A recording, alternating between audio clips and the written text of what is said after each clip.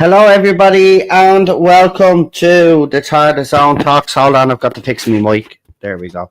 We're here for season 2, episode 3 of Doctor Who. The Well. We're here for our panel review. Got to say, bitterly disappointed myself. Got to be honest with you.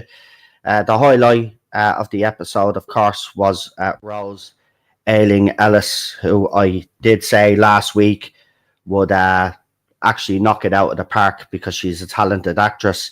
And with what she was given, I have to say, she delivered. It's just a pity that the episode in question did not deliver. Now, I just want to say before we start off tonight's stream, I won't be going more than an hour and a half. I've got to keep the time, or I will not be able to do the next couple of reviews because, as you know, I've only got 20 hours a month now with StreamYard, and I'm streaming on both channels at the moment. So I have to be strict on that, and that's it. As soon as the hour and a half comes along, that's it. We're done. And to be quite honest with you, we don't need to be dwelling too much on this. I'm pretty sure that everybody will have their opinions ready to go. We're going to be joined by panel. Melon Rattler is joining us tonight, along with Robert and a couple of other faces as well. So we'll just wait until everybody gets in to the studio. And the studio is filling up there. Also, if you could do us a favor, I know I said I'd never do this, but there's a buy me a coffee link in pinned to the chat, and it's also in the chat there. If you could support us in any way possible, we'd really appreciate it. Myself and Cheryl's financial situation is dire, to say the least. Couldn't renew me StreamYard subscription, which has gone up to $436, I think it was, something like that. But in order for me to continue, I have to do something about my financial situation. YouTube, as you know, even though the channel is monetized, they seem to be, I don't know what it is with YouTube, but I never seem to, personally speaking, I've never seemed to get the money that I think I should be getting off YouTube for what I do. I don't know what it is. There's been some times where I haven't even been paid off them, even though I've reached the threshold. It's kind of weird. It's like, and I've said this a few times over the years, it's like as if they forget to pay me or something. And I'm pretty sure YouTube owes me money, man. And I'm just being honest about it. Cinnamon, I've got to prioritize at the moment just because I've got loads of other people coming on that wanted to come on. And I did say yesterday, I think it was, that I'd be mixing it up a little bit. If there's space to bring you on, I will bring you on. But right now, I'm bringing on the people that asked if they could come on. And there's some new faces as well. So just bear with me on that one. We'll try get you in, squeeze you in if we can, but we've only got an hour and a half, so I'm trying to get as many people on as we can because, as I said, this will probably be the last season of Doctor Who, so I want to kind of mix the panel up a little bit. Anybody that doesn't feature on this week's panel obviously will feature next week if they're still want to come on. I'm not saying no, I'm just saying just wait. I'm just prioritizing the people that asked to come on, and there's some new faces as well. So if there's a space in there, I'll put you in. Don't worry, I'll send you the link. Right? Don't worry about that. So the studio is filling up at the moment. Just want to see, actually, just in the private chat there. Just want to check with one of the panelists. Lee, if you could check the private chat there for just a second. Just so I know. If not, then I'll be able to squeeze in Cinnamon there because he has been with me from the beginning. So hold on. So that's 1, 2, 3, 4, 5, and then Jack will be 6. Yeah. Okay. Cinnamon, I'll send. What we'll do is look. I will bring you on, but I have to prioritize the guys that are here right now. So if one of them wants to bail out early before the hour and a half mark, I will bring you on. Not a bother, because as I said, you have been streaming with me, so I'll try get you in if possible. Actually, I don't. We'll see who stays anyway. But let's introduce our panel now that we've got another person arriving as well. So we've got Robert, who joined us last week, joining us again. Welcome, Robert. Good afternoon. Nice to see you. Of course, no stream is complete without the one and only Problem being. Hello. We've also got Mr. PD Rich. Hey, hello. How is everyone? And of course, a very special guest. I've been looking forward to this all week, actually. I think a lot of people have. Is the one and only Melon Rattler. Hey. Hello, guys. Am I coming through all right? Yeah. You are indeed. You are indeed. Perfect. You are indeed. Right. Nice to be here. Now, we don't want you rattling the melons on the live stream now. Yeah. Oh, yeah, we do. Yeah, most probably going to be doing so, yeah. Of course, we got Jack Rabbit joining us as well, and there we go, that's 6 panelists. So what I'll do is, Cinnamon, I'll still send you the link now in a few minutes, right? It's just, we'll let everybody here that's on here and whoever wants to bail out. I'm pretty sure nobody's going to stay the hour and a half, and then I'll bring you on. Melon Rattler, I don't know how long he could stay for, so I probably could do about an hour. Right, there you go. So I'll bring you on after Melon Rattler leaves, okay? So just stay in the chat there, and we will bring you on, and then you can voice your opinion. Right, lads, I suppose I'm going to start with Melon Rattler, if you don't mind, guys, because obviously this was the favoritism. It's not. He's the special guest. And of course, special guest, my tits. I want to move my agent. Right, that's it. You're all getting wiped off. Right, that's it. Right, it's just me and Melon Rattler this week. Money messing. Yeah. Jack, nice to see you, by the way, buddy. Sorry, I forgot to introduce you there. We got Jack with us as well.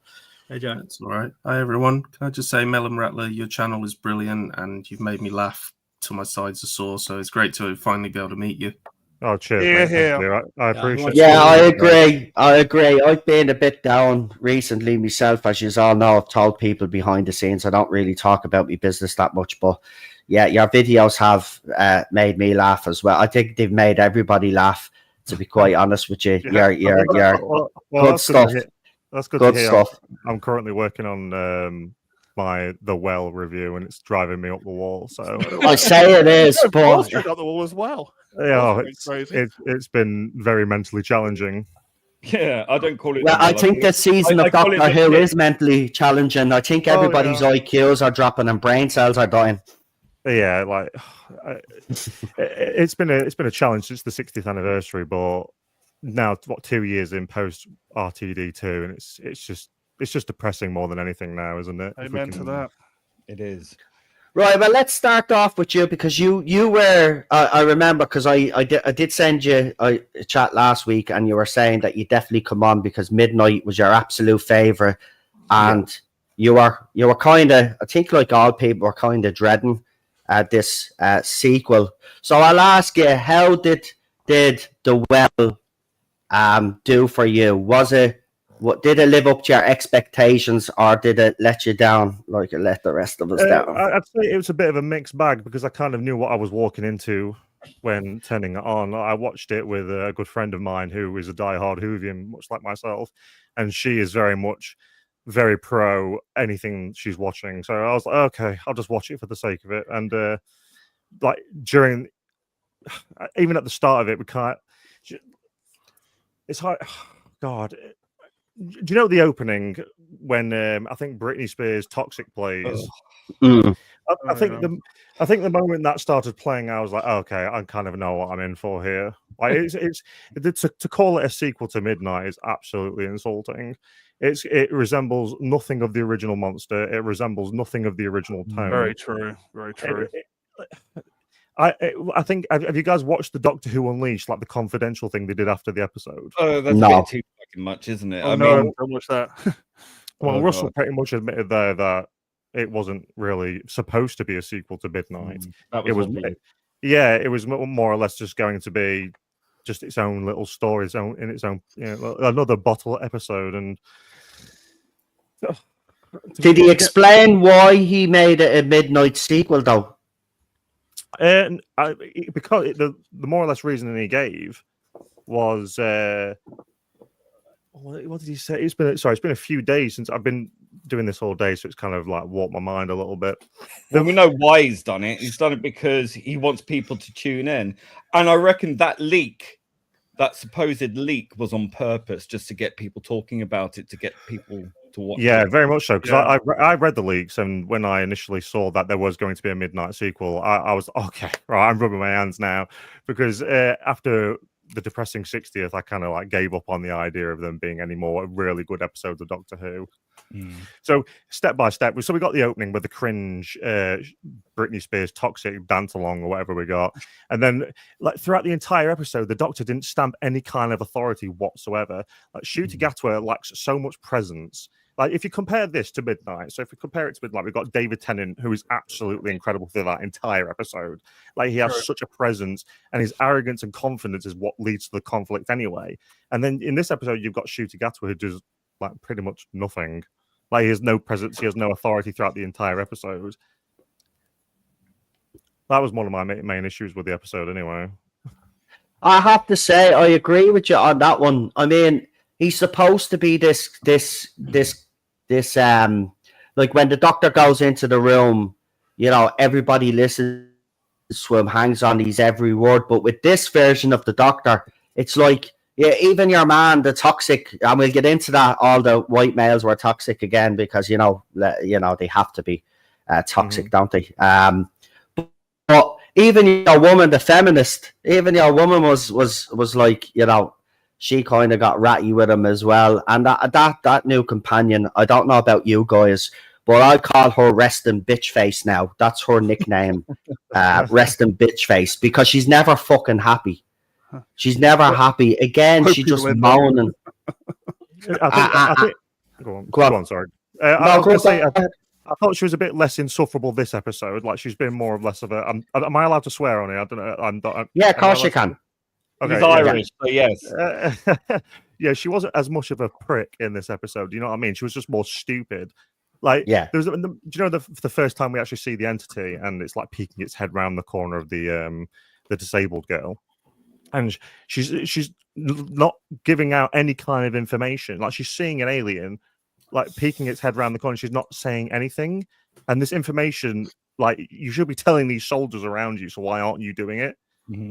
Like, and then everybody else gets the kind of everyone else just becomes as stupid as that. So, Robert, you actually took notes, didn't you? You actually well, said that you found flaws, wasn't it? Yeah, you said you found a lot of flaws in the episode. The one thing that annoyed me about this episode was the fact that it was supposed to be a sequel to Midnight, but it resembled nothing. The entity was completely different, the way it communicated as well.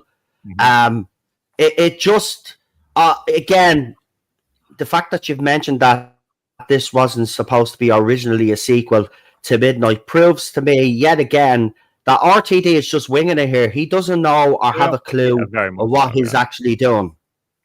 Very much so. He's winging it. I think it's been clear ever since the 60th anniversary that he's just been winging it.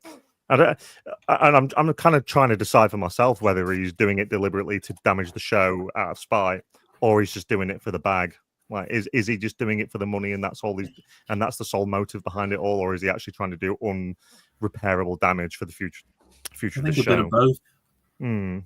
I think because he not only hates classic Who viewers, but I think he hates us, Melon, because our generation, came in 2005. I think he's got just as much contempt for us because we started to leave and not get down with the way that they were writing the show. So this is just one big FU to everyone, really. And his career's fine. It's not going to affect him. He's already made his money. He's already got his next show lined up, hasn't he, for his next Queer as Folk Yeah. sequel, Another gay drama. Yeah, that's surprising. Like I've with my friend I mentioned earlier, I've been going back and forth because she's in absolute denial that no, he's not jumping ship. He's not abandoning it. He's not abandoning the cause. He's not saying where he's definitely been 100% told that the show's getting cancelled. If we're all honest, the signs are all there. Like we've got, I think it's being the finale of the season's being released into cinemas, isn't it? Yeah, that should tell you all that. Yeah, they're definitely setting up this big event.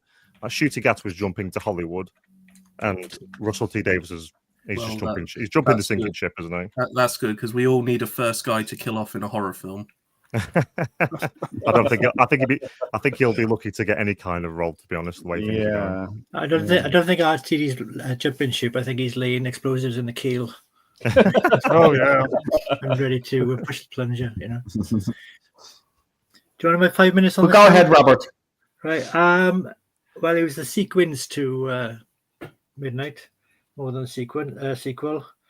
As Alan just said, he went into the Mr. Ben's magic costume department and had exactly the right costume for the jump down to the surface, which neither were trained in aerial combat. And somehow, instead of just shooting off in one direction when the rocket boots went off, the companion just did a position and landed safely, rather than just shooting off of some distance. So that was just nicely unbelievable.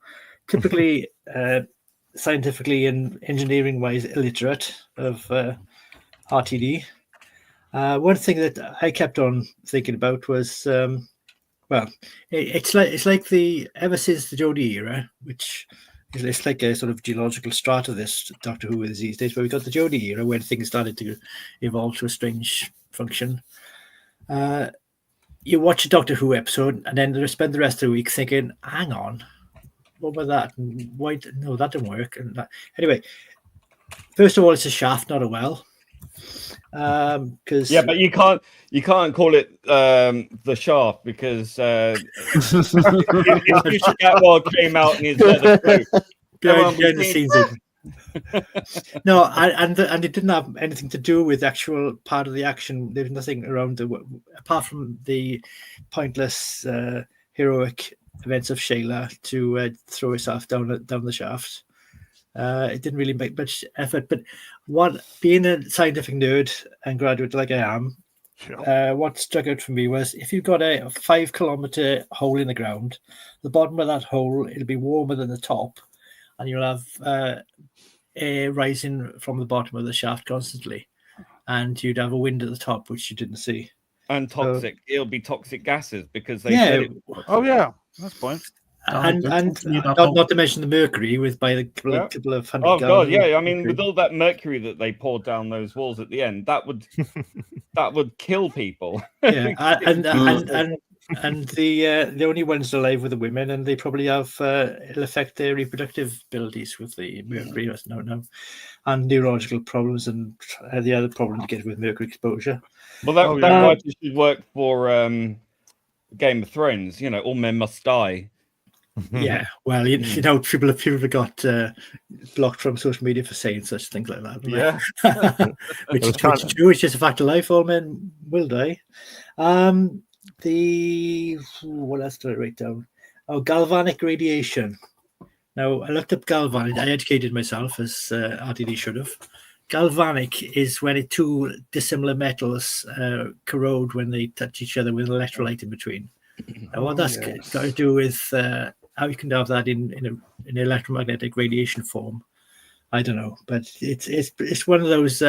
He's opened a science textbook and said, "Oh, that word goes like a lovely word. That is, I think I'll use that." Yes. Yeah, that's I think one of the main problems I have with modern Doctor Who is that there is zero grounding or understanding in anything scientific. And I think that's a problem when you're writing for alleged science fiction.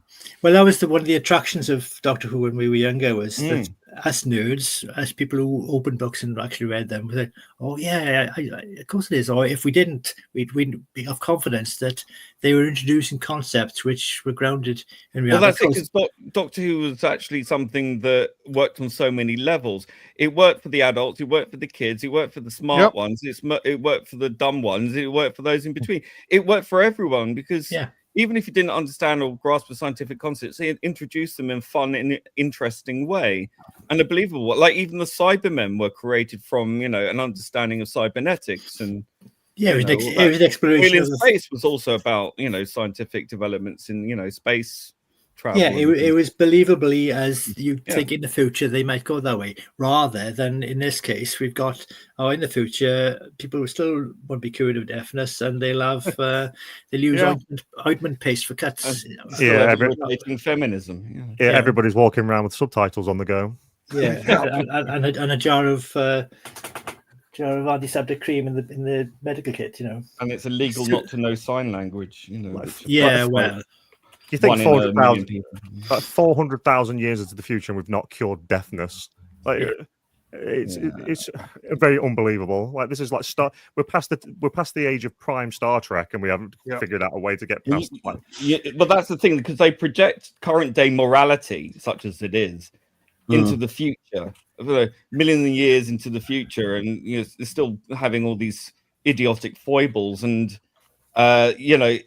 they would claim that if you wanted to cure people of deafness, that's ableism, which is. Why would you want to cure somebody of a curable disease, a curable ailment?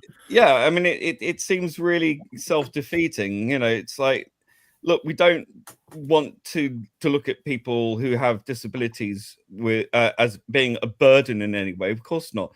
But at the same time, if there's an opportunity to prevent these things from happening in the future, I mean, why wouldn't you want to do that? It's not saying you want to erase people who currently have disabilities today. That's absolutely not the case. But that's the kind of mindset that they project.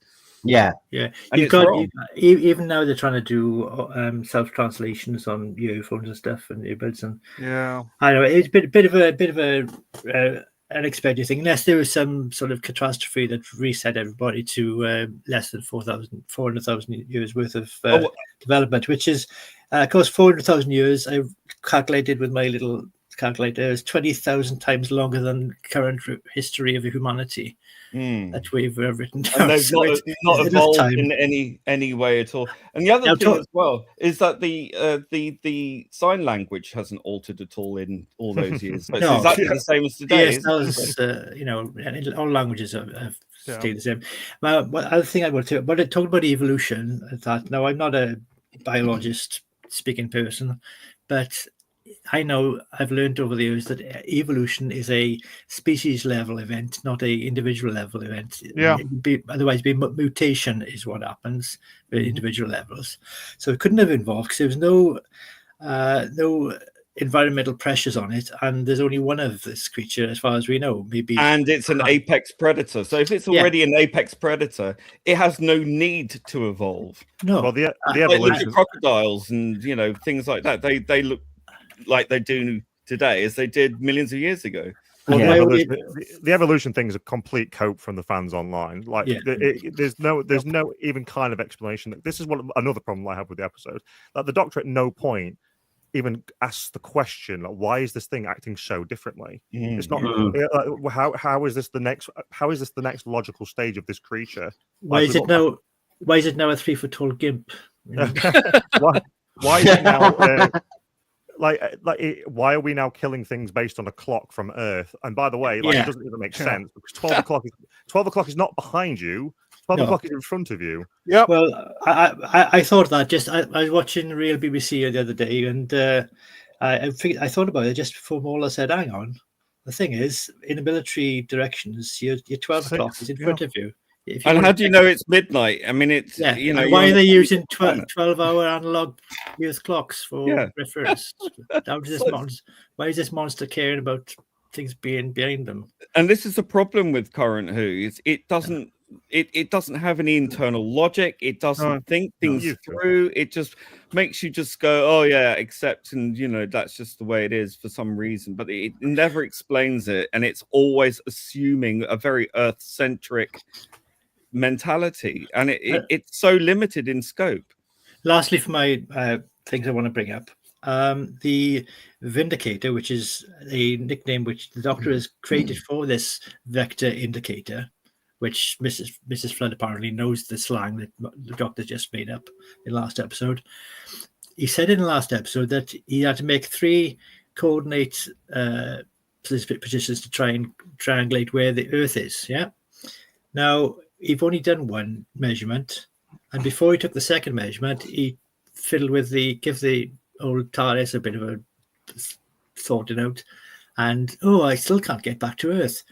Well, Doctor, you still haven't completed your plan of how to locate the position of Earth, you silly boy. Okay, you need 3 measurements. He's forgetting from week to week what he's saying he's doing. It's just call this the best TV writer in recent history. I don't think so. Well, he's a soap writer. I mean, That's it. He was once very talented. He's a He soap writer did rather, didn't he? who's bitten off more than he can chew, in more ways than one, I'm sure. And it just doesn't translate well to anyone with a sort of more than a 2-digit IQ. No. It doesn't stand to scrutiny, and he can't stand scrutiny because FU, that's why. He's thin-skinned. He's very aggressive. Oh yeah. He's questioned, and his stands are just as more, if not more so. Yeah. But it's like, don't you buggers realize you're being patronized by someone who is, if not dimmer than you, as dim as you? Well, I think even his own audience is turning on him now.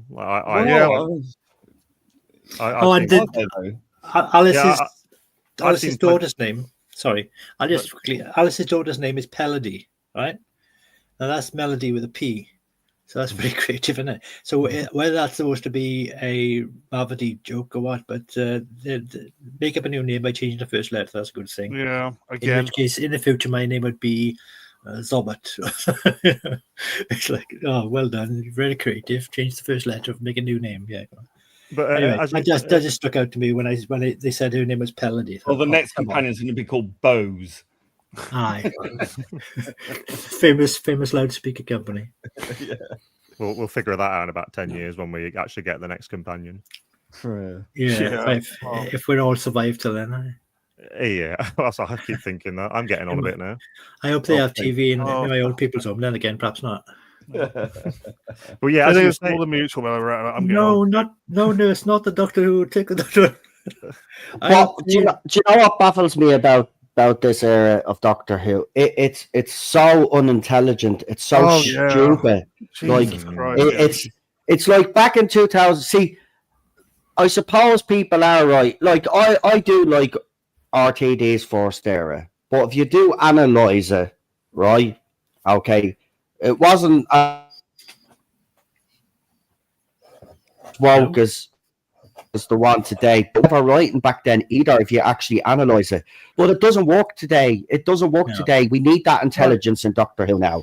We need that sci-fi, and it doesn't resemble Atom.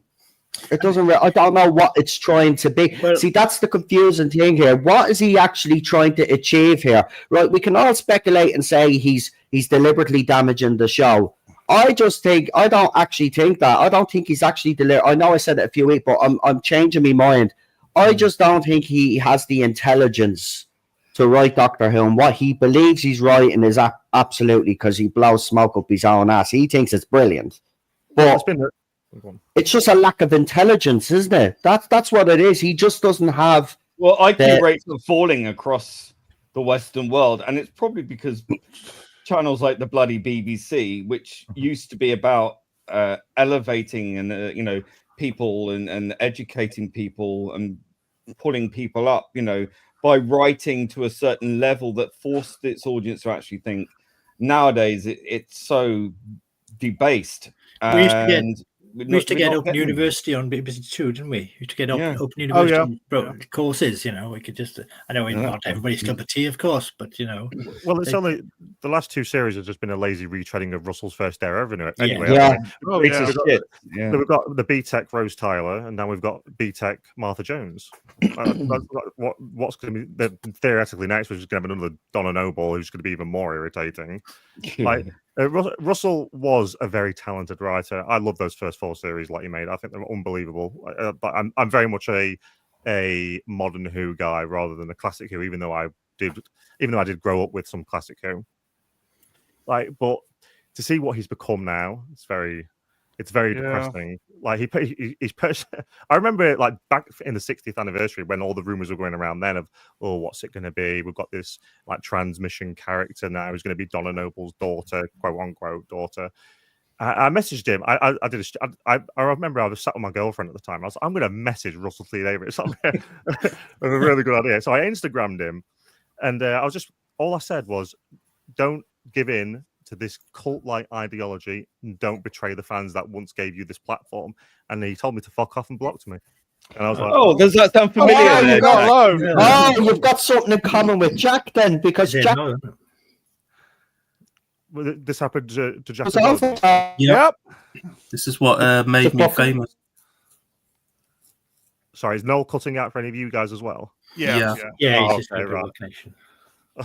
What happened to you then, Jack? What I've not heard this. Well, it was during the sort of writers' strike that was going on, and for some reason, people in this country felt the need to protest about it as well. And he came out on camera and basically said, wouldn't it be a shame if all this talent? Keep in mind, these were the talentless white stains that were writing all the woke shit, and he was like, wouldn't it be a shame if this talent was selling shoes? And basically what that means is me and you, people who actually go out and work, that's what he's basically saying. And I just had to chime into the comments and be like, here's an idea, maybe stop pushing your personal politics and actually focus on telling a good story. But of course I know now he's not capable of that. So no, not anymore anyway. So with his natural response was to just be like, or you can fuck off. Kiss, kiss. Did he give you a kiss, kiss?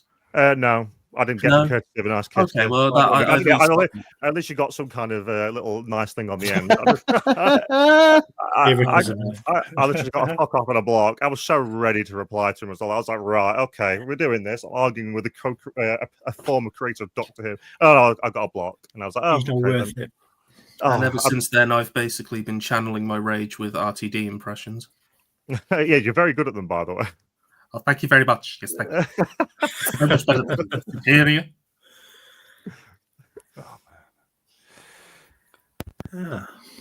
Noel, you're right. Are you there, Noel? Right, I've had to take out. Don't know if you can hear me, but I've had to take out my earphones because I seem to be having an issue. I don't know what's wrong with me. This sometimes happens to me. Laptop does a weird little thing when I use the headset. So the sound is going to be a bit off, guys. I'm not going to sound as close, but you might be able to hear me a lot better now. But yeah, his behavior towards people that have called him out, as you said yourself, Melon Rattler, you're a new Who fan, just like Jack is and stuff. But he was. You break it up again, Noel. A lot, like he used to have contempt. There we go. I think I might have. I'm gone again, am I? I think I've cursed your shoulder. Yeah, I think it's because there's loads of people in the studio. I don't know. I think it just overwhelms the bloody computer, but it doesn't matter. We'll keep going. If I block out, just talk and just keep going. Okay. But yeah, he just has a contempt for the whole fandom now. The fact that when he down with his ideology and the message. Look, all we want is a decent show, great character development. It's not. Listen, we're not even asking for much. That's the thing. You think we were asking for something that was impossible to deliver, but it's not. It's not hard to deliver a good science fiction show. I don't care what anybody says, and the ratings as well. I don't believe this shit that TV habits have changed. Right? If you put every time BBC put on a decent show, right, it gets 10, 11, 12 million views. There's no reason why Doctor Who can't at least get 6, 7 million in overnights, right? That would be for me. That'd be considered a success today, right? So the fact that they can't even do that, right? There's a major problem. And listen, I hope Disney is gone. They have to be gone. But the rumor that I've put up tonight, apparently, if BBC go it alone, RTD could stick around. I would urge BBC, if you are going to even consider that, don't even bother bringing Doctor Who back. What's the point? Well, they won't be able to afford. They won't be able to afford him. They won't be able to afford Russell T Davies. Like, does anyone actually know how much he's being paid? Too much. Probably too much, yeah. And don't forget, he gets. No, I don't know. That's a good question, though, Melon Rattler. I don't think anybody knows how much he got paid for this. Hold on, I'll see if we can find out. Like when we look back, like how many years it's been? It's been like 3 years since. It's got to be nearly 3 years since Russell came back now. Like David Tennant and Catherine Tate. When that was announced, that was Disney bankrolling like the apparent A squad of like modern Who. So there's no way BBC are able to match Disney's budgets for these people. Like there's not a chance in the world. They haven't got the funding now. They're getting defunded. Like America went and screwed them over, didn't they? I think BBC had a massive meltdown the other week. Holy shit. Right. While the exact salary of RTD for his work on Doctor Who is not publicly disclosed, it is widely understood that he has been paid a significant amount for his showrunner. Estimates suggest per episode budget is doubled from around 10 million. That's his salary, or that's the budget, sorry. Budget. It's the budget. Oh, right, okay, right. I was going to say, Jesus Christ. No, it's just. He'll take a cut from the production budget and give it to I himself. wonder how much he. No, it's not telling you. I wonder how much he is getting per episode. But just remember, this guy is where he is today because of people like Melon Rattler, Jack Rabbit, Robert Payne, PD Rich, myself, Noel, people in the chat. We've all paid money for this show. It's in some way or another over the years that have filtered down into his pockets at some point, some of that money. And he shouldn't be going around telling people to F off like that. You have you are an ambassador for this show. You are not the god of this show. You are the ambassador for it, and you are its caretaker. Well, Russell believes he's above the criticism now. Like he does, but he isn't. But he thinks he is. No, absolutely he's not. But this is the one thing I love about social media nowadays. That you have the ability to go to this person and go, "Oh, hold on a minute, mate. Fuck yourself." Like 20 years ago, we didn't have a voice. You didn't have this instant reaction to episodes. Like, could you imagine the outcry if the producer of something like Question Time or some other BBC product told somebody to F off? Yeah, on because he's technically not a BBC employee. Even though he's even though he's supposedly pro BBC. But I can't believe that the BBC are unaware of the behaviour of he's a bully. RTD. They are. Well, there was a recent. They're well aware. There was a recent report this week, I think, which described the BBC as having we didn't use the word toxic culture, but they said people are very uncomfortable in a lot of departments. In the working environment isn't pleasant or something. Like being a G. Listen, BBC are aware, Robert. See, you look at Gary Lineker and the likes of those fucking gobshites that work for BBC. They can literally say anything on social media and get away with it. So they are aware, but the thing that gives them kind of like, the free pass is the fact that he's not actually working for BBC as such. He's actually, it's his production company that's producing this with the help of Disney Plus.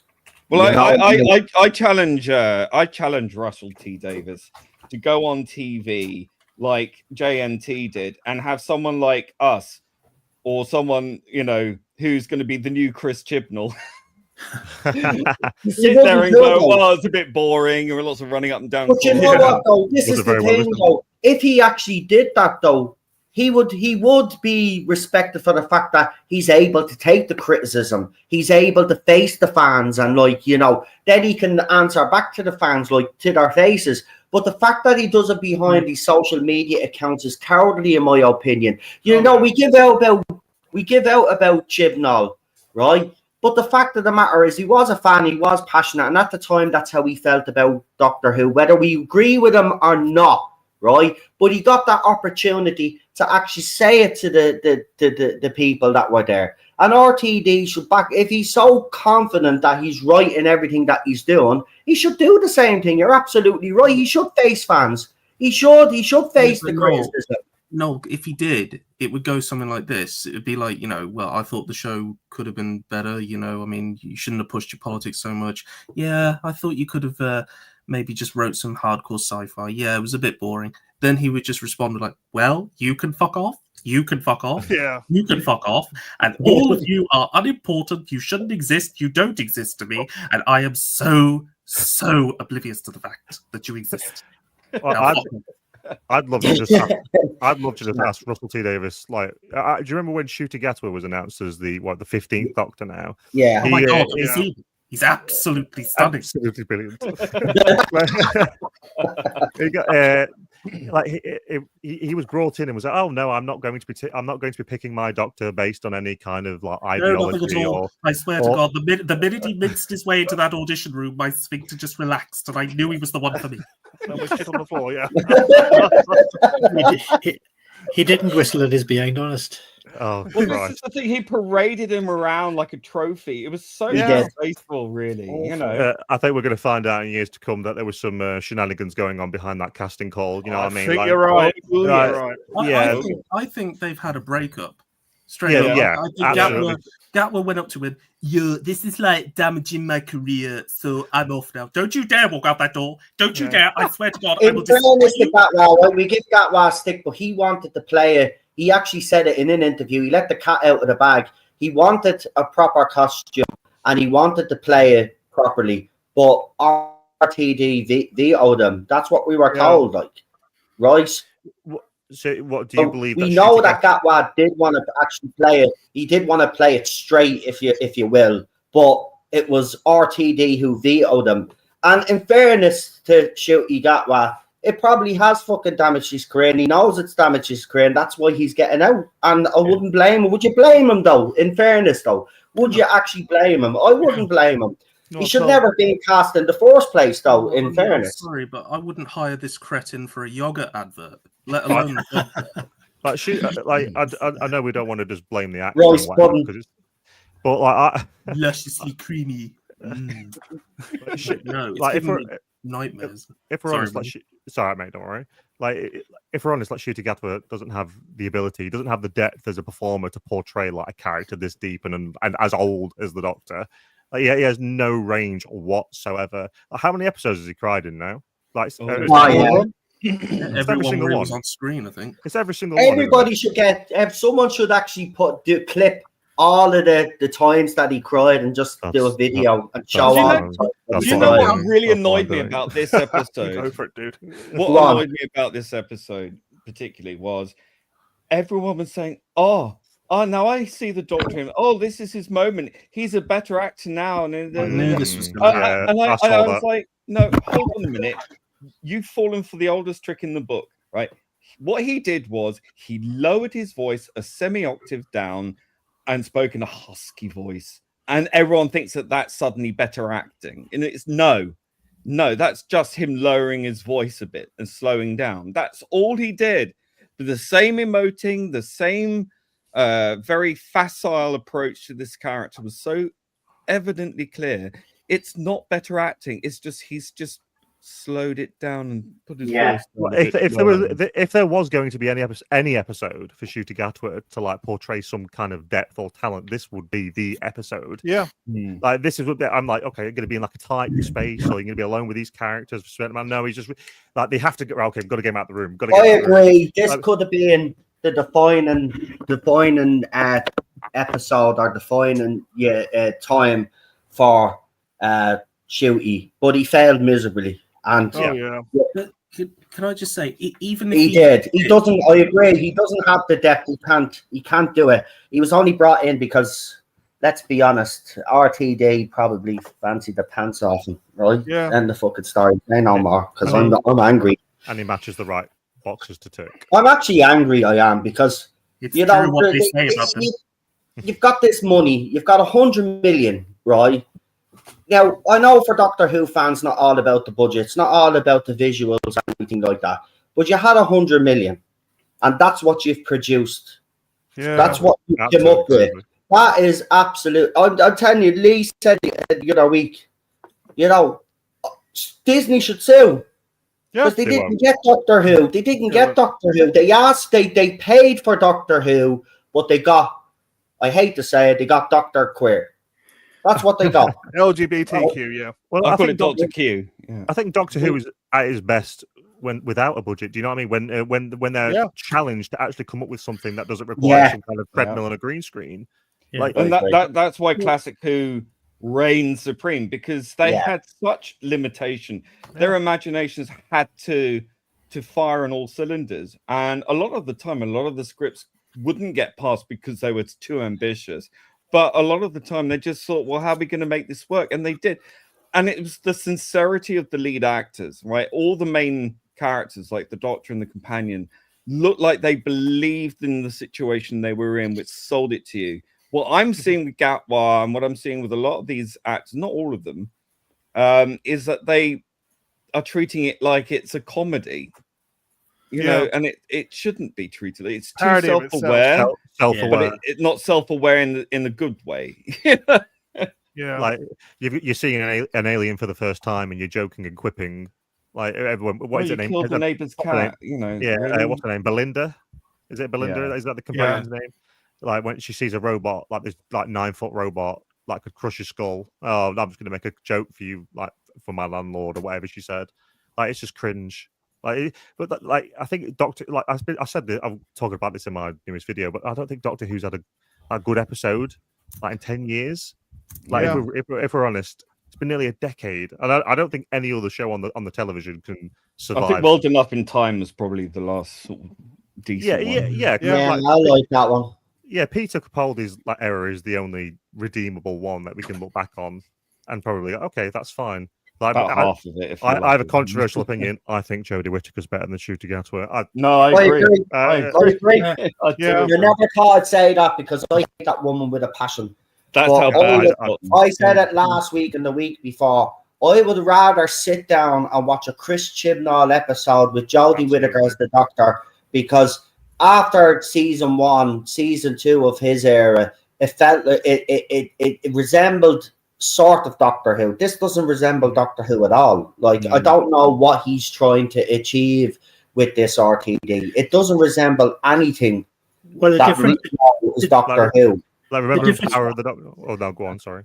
No, sorry. Just saying the difference between Chibnall Who and RTD2 Who is that the audience is looking at it and think, well, you're not serious about this. Why should I believe the characters? Why should I? At least with Chibnall, you could see, okay, it was an annoying Yorkshire accent and people being over the top, and Ryan's dyspraxia would come and go. But apart from that, they're actually trying. You could believe that the production team is actually trying to do a different. They were trying to do sort of Doctor Who style show. Despite of all the crazy plot lines, but this time, like I say, it's just let's go for a jolly good time and let's go dress it up in our special Mr. Ben room and everything. All they have to do 5 minutes. They go in. The camera follows them into the changing area. It says, "Look, oh yes, I used to have a big clothes closet here, and would you believe that? And I used to have to pick up something and guess what was on. But now, TARDIS has got this marvelous new adaptation, and it can scan the outside and see what people are wearing and give you something equivalent, you know." That's not explicit though. I mean, it's just assumed. But I think it's ironic, really, given. But then we wouldn't be complaining about it. Given Ncuti Gatwa's fascination and a clear love of fashion, you'd think he would absolutely love seeing, you know, a big closet for him to be in, where it's like all these different clothes and trying on. You would be trapped in it. They're missing a By the way, that's something I wanted to bring up. We've got this big, huge TARDIS set, yet we haven't seen the room with the closet. No, it's just really this TARDIS set has not been used whatsoever. It's well at all. All that space. What they could have done is they could have had a smaller console room and a whole bunch of rooms leading off of it, which you could have explored. Can I ask a quick question for you guys? Like, is there anything in this episode that you liked? Yeah, Rose Ailing Ellis for me was the highlight of this episode. Is that the Deaf Girl? Sorry. Yeah. Right, I like the sort of, even though I understand that, you know, you don't really want to see the entity, but I quite like the way that they did that with the, you know, the peak in there and it's sort of glimpse and it's like that big. I thought that was quite concept and an idea that maybe could work, but I'm very anti. It's clearly been ripped off from, you know, various other things. I'm very anti. It felt like watching the very start of it. It felt like watching. I said it even during my live reaction. It's like an alien wannabe kind of thing. The corridors and all of that. Like if they just stuck to that and not trying to crowbar in the sequel to Midnight, some sort of a Member Berries thing to say, oh look, we could come and see the sequel to Midnight. Well, no. If they just said this is a sci-fi story based in a mine thing on a planet, we don't know what happened, but something creepy has grabbed people and it's killed people, then nice basic sci-fi, not very literally sci, but a lot of fi. And it wouldn't be so bad, but he's annoyed people by trying to say this is a sequel to Midnight. When anybody who's seen Midnight would say, well, that you're just exposing yourself to all the different ways in which it's not like Midnight and undermines the believability of the episode, which would otherwise be an average episode, you know? But that's what I said after my live reaction. If you watch Midnight again and then watch this episode and you watch the two of them back to back, there is it's not linear. There's nothing that connects both. With a sequel, you'd expect to have something, the second one, that would, you know, justify a sequel, but there was nothing here. And I the entity thing, I'm kind of in and out on that one. You know, it was fun, kind of very clever the way it was done, but at the same time, I would have just rather not seen the entity at all. Yeah, you know? Well, the moment I was waiting for, like the moment you see that, what's the deaf girl's name? What's it? Is it Alice? Alice, yeah. Right. When they all walk in for the first time, I'm okay. The first thing I'm thinking, oh, she's possessed. She's going to be. Yeah. She's going to be the trap that's set for everybody in the room, and it's going to be like Sky all over again, and it's going to be like, oh, the Doctor's going to slowly realize, oh, I'm on the planet Midnight. She's like the wolf in sheep's clothing. Exactly. Yeah, but it's Russell T Davis, so he's already said, hasn't he, that you can't show disabled people as evil. So it's incredibly patronising, but you know, there we are. I've already seen specific creators on Twitter say, "Oh, well, this is a nice little fan theory that's going around that she was possessed all along and she got off the planet with the entity, and it was all intentional." But we can't have this. We're not allowed to have this because we can't portray disabled people as evil. Absolutely ridiculous. Like this is why you're never going to see the Daleks. You're never going to see Davros. You're never going to see the Cybermen. Like these things all fall under this problem of this ideology. We can't show because if the Cybermen are disabled, Daleks are disabled. But you can see some ginger woman in a wheelchair who's an absolute bitch. Yeah. She's awful. She's such a nasty. Oh, she's awful. And it's like, so you think it's okay to present disabled people as being smug bitches. I just don't understand. But for them, that's not being smug. That's just being empowering, isn't it? Not. Of course, it's classy, isn't it? Yeah, like being a nasty person. Like I'm going to be. I've just met this mythical being, the Doctor, who's like over 1,000 years old, and I'm going to talk back. I'm going to talk down to him like he's even on my level. Oh Jesus, that's 60. When I first started watching it, though, that was the thing I was hoping because wherever her name is, what was her name again in the episode? Alice. Yeah, when they first went in, she was acting all peculiar and all, and acting all strange. I was hoping that the entity was inside her, but we won't get. You won't get that. But again, RTD sending out mixed messages. Do you know what I mean? On one hand, like he has a problem with the disabled people being labelled evil, but then in the Robot Revolution, he disabled the white guy and made him a fucking lunatic and toxic and evil. I don't get that's what I'm saying. I don't get what this man is trying to achieve here. It doesn't seem to be any end game. He's trying to achieve backslaps from his wokerati that he's surrounding himself with. He doesn't give a shit what any of us think. He only cares about what his 20 to 30 somethings who work with him think, and the people blow smoke up his ass on Instagram. And his bubble. Yeah. Well, that's where to hell with the rest of us. Well, the rumors. I remember that before the season even started, there were rumors that there was falling out on the set, and Russell was being told to tone down the messaging, and Russell was basically saying, "Go, just get the fuck out, mate. I've got all the power now." And this is where Shooty Gatwa has not left on good terms, no matter what they say. There's no way after 2 seasons this man's just jumping ship. Like something's kicked off behind the scenes. No. There's something going on. I would love it if one of the conversations was, "Hey Russell, I watched some classic Doctor Who. You watched some classic Doctor Who. Congratulations." And I was thinking, I don't care. I do the thinking. You do the acting. There's a trial to that relationship. You know what? I know you're making a joke out of it, but that's what I reckon conversations were like with him.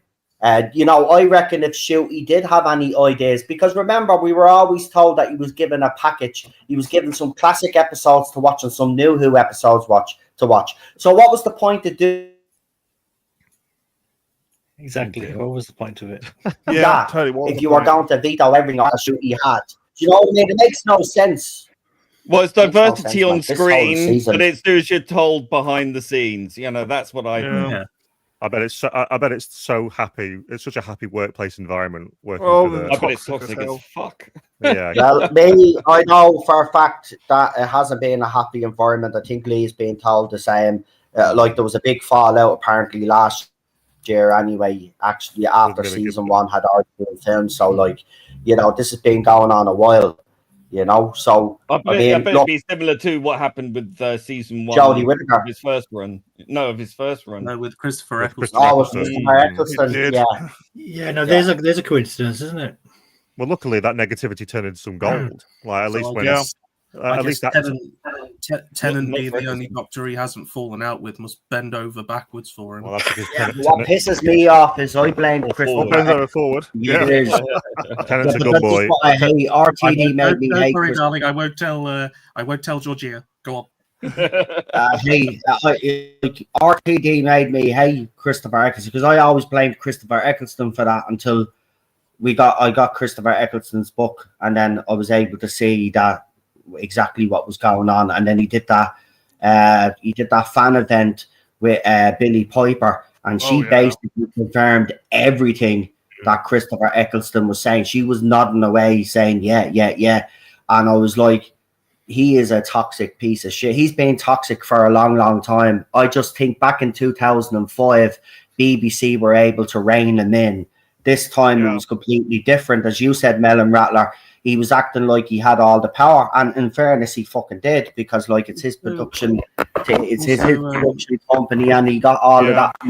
So of course it's going to go to his head. But look, the end game of this is he's completely destroyed the brand now. The brand is toxic now, and it's going to be very hard for anybody that comes in after him, even if they do take a break, which the rumor is now, even if they do take a break, it's going to be whoever takes this. It's a toxic chalice, and it's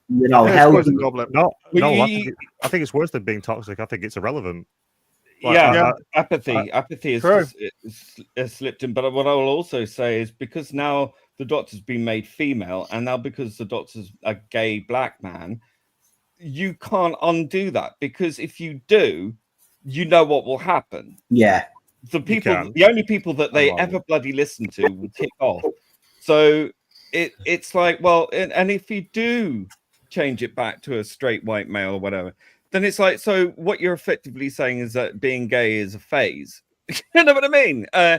And it's now colonized by the LGBTQ plus cult. It has squatted in the middle of this entire era and dominated it to the point that it's killed off the audience. From Jodie Whittaker's first episode till now has been a drop of nearly 10 million people.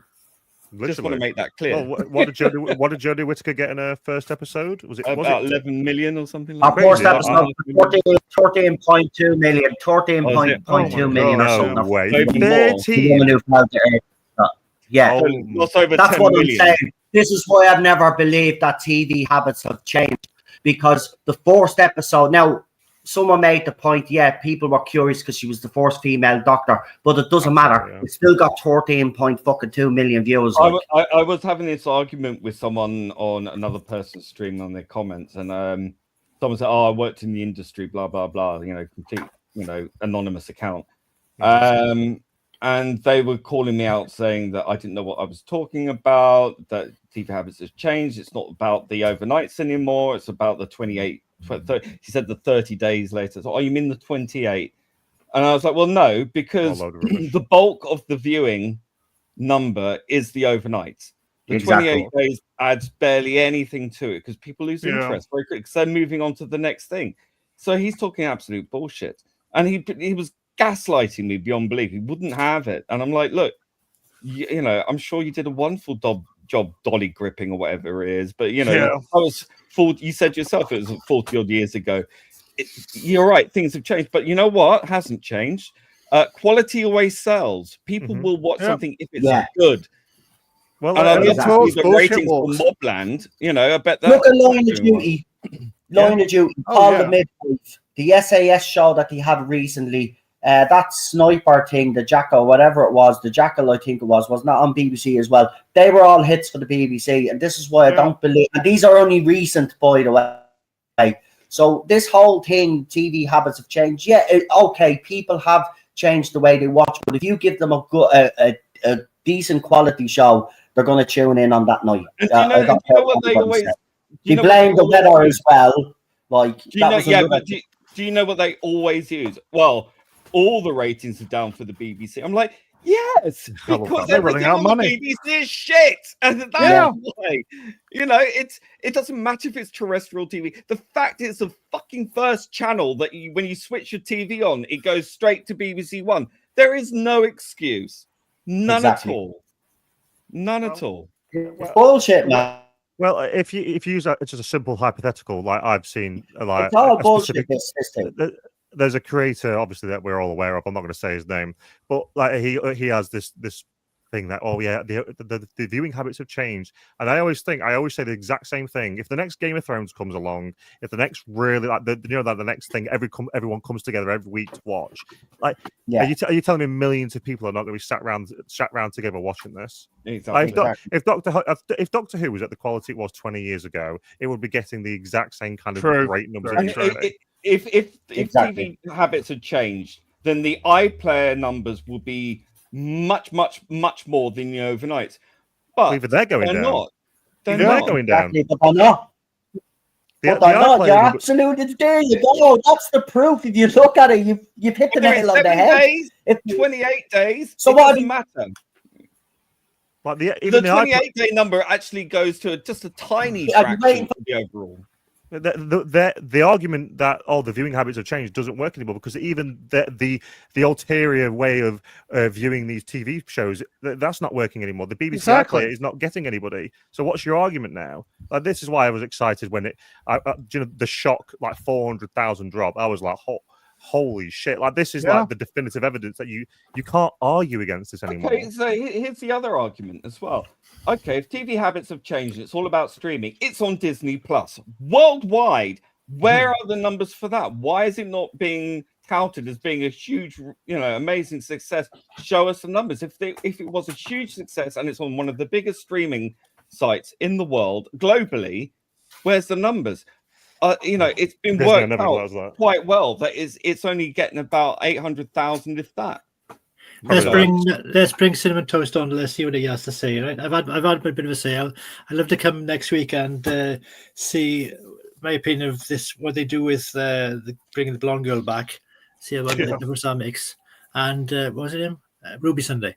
And so I'll see Sloan for now, and I'll go back into the chat, make a few comments, and catch up with you next week, folks. Yeah, it was a pleasure having you, Robert. Pleasure to meet you, Robert. Pleasure to meet you, mate. Before you go, Robert, before you go, what you rating this episode out of 10? I'm going to say 3 out of 10 because all the good actors, which were not Belinda Chandler and Doctor Who. So yeah, I'll give him 3. That's very kind, very, very kind of you, Robert. You know to go down from there. All right, everybody, take care. Ta-ra now. Cheerio. Take care, mate. Bye-bye. But I will also say, Cinnamon on, can I just say I can't even rate it. Yeah, same feeling. Because it wasn't a sequel to Midnight.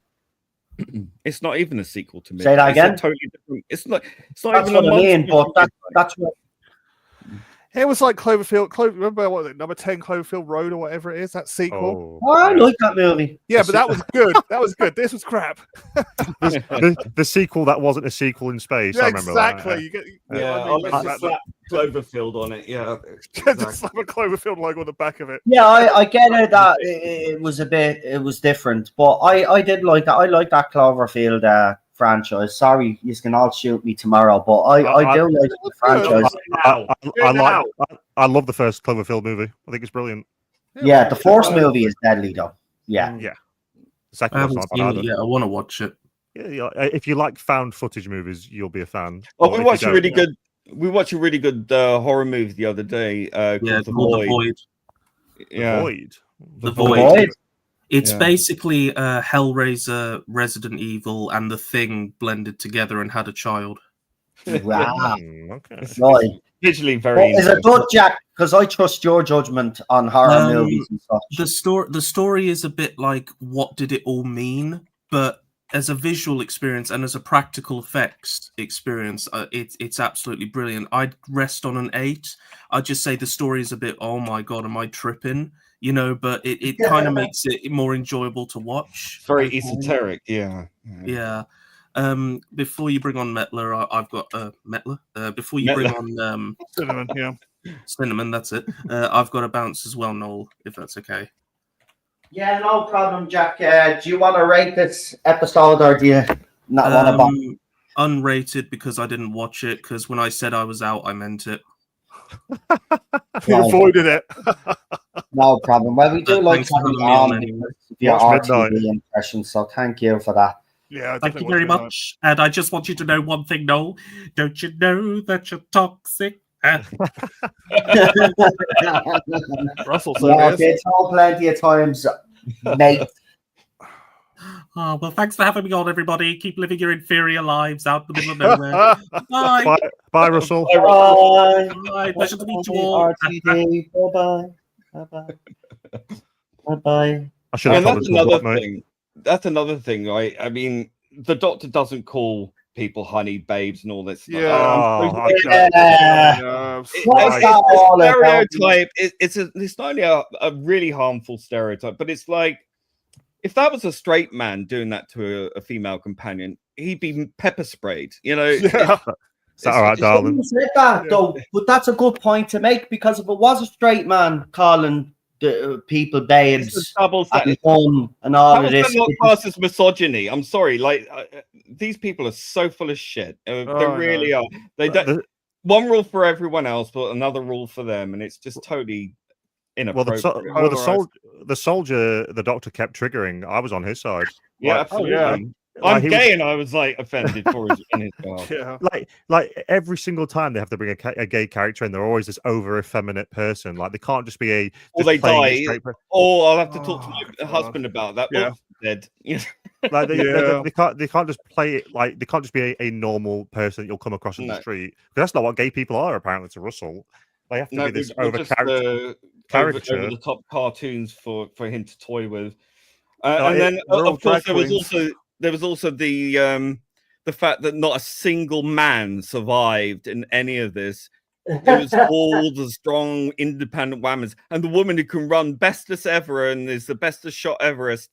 And then she runs like a duck. She made Jodie Whittaker look. Oh competent. Christ! Can we talk about that ending really quickly? Yeah, Like, no when character development until the Let very me bring last on minute. Cinnamon first. Let me bring on Can Cinnamon I just first, say this and about then the fight though? Melon, you The can knock fight. yourself out. Yeah, it's fine. That's fine. There's Remember the Cinnamon. fight?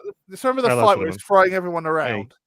They all, Hello, had fellow they all had jump jets. Why didn't they just bloody fire their jump jets? They would have all gone splat. I'm like, what the hell are you guys doing? I'm not gonna lie. When they did the first, oh my god, I'm throwing this person across the room for the horror effect, I burst out laughing.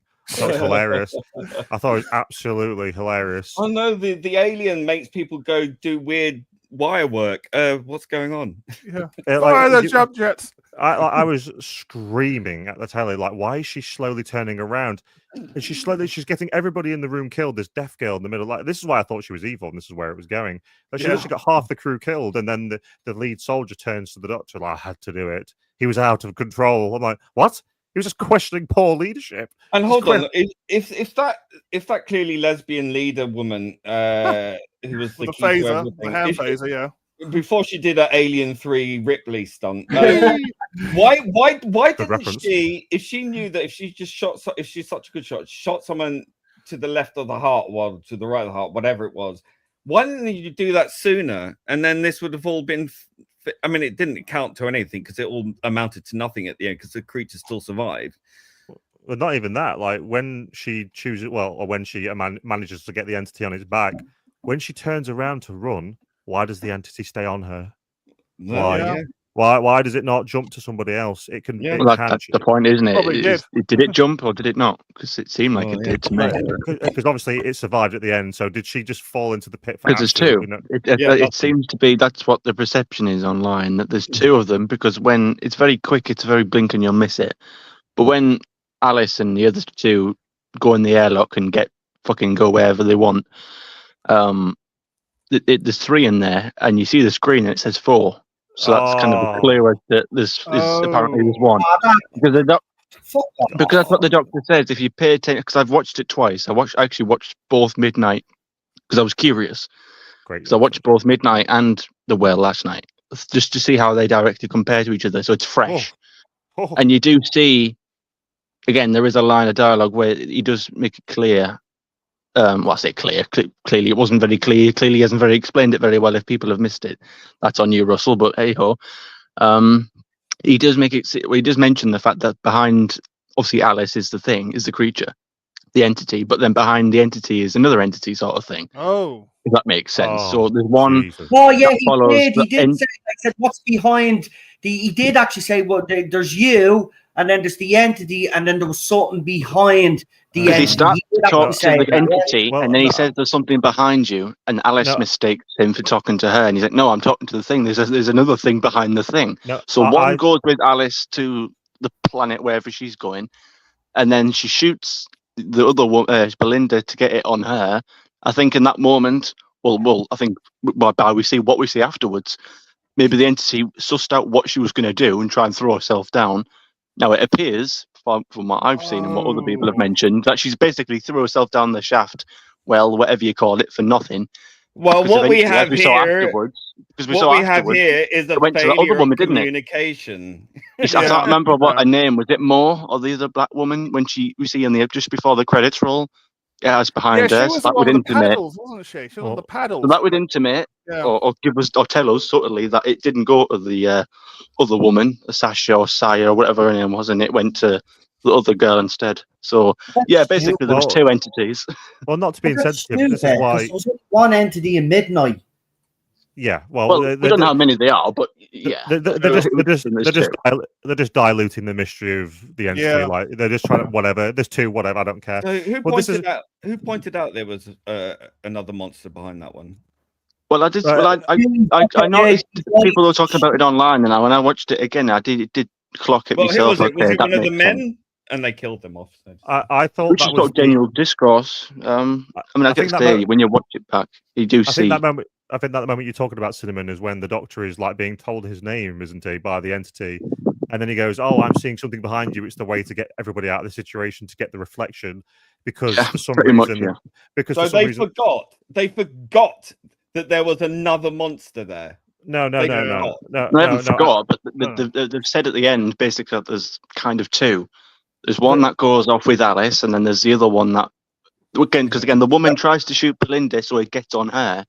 Yeah, but it doesn't go to her, or maybe it did go to her. Then maybe when it's sussed out what she's thinking, whether it can do that or not, whether it can read minds, maybe it can, maybe it can't. Possibly, if it can make you talk, I can imagine it can do that. Maybe it sussed it out and thought, you're going to try and kill yourself, are you? Goes to the other woman, then she goes off and writes a whole big report, speaks to her and Anita Dobson, and then it susses out. There's something about me as well. You want to make sure that you've got both of them before you start running off and throw yourself down. But that's one of the reasons why I do like it, because you can't defeat it. I would be a bit annoyed if it was defeated. It was defeated the first time when the stewardess sacrifices herself. Yeah. Whereas this one, what can you do? Otherwise, the only other option is to leave the woman behind. The Doctor's supposed to be the smartest person in the room. He's not. This Doctor's not.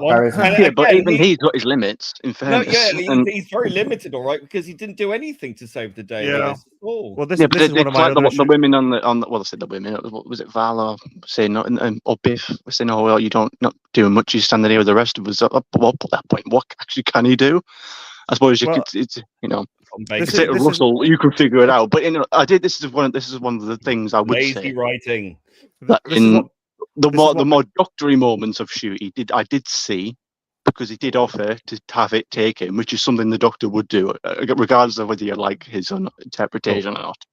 He offered to What did he do straight after that? What does he do straight after that? What does he do straight after that? Well, he basically let the other woman override him and shoot her instead. And she comes up with a better solution, really. So she kind of outsmarts the Doctor in that sense. Because his solution was to take it and well, you can go to me then, and we'll just do it. And then she says, maybe you don't have to do that. But you have to question that: would the Doctor ever in a million years let someone take the sacrifice Jodie over Whittaker him? would have done. Jodie Whittaker, maybe. She did in the Timeless Children. She let that old you're right. guy Yes, take it. you are Well, right. it's a bit of a big risk, yeah, because you could think one wrong. Well, here's where quarter of an inch, and you've shot her heart, and she's dead. So it's a bit of a big risk. I would grant that. If he was willing to take the entity, but he knew there was two entities, why would he be willing to take it if he knew there was another entity out there? This is why. I don't think he did. I don't think. Well, I did, and he didn't. I don't think he knew that he'd gone with Alice. I think why didn't he know?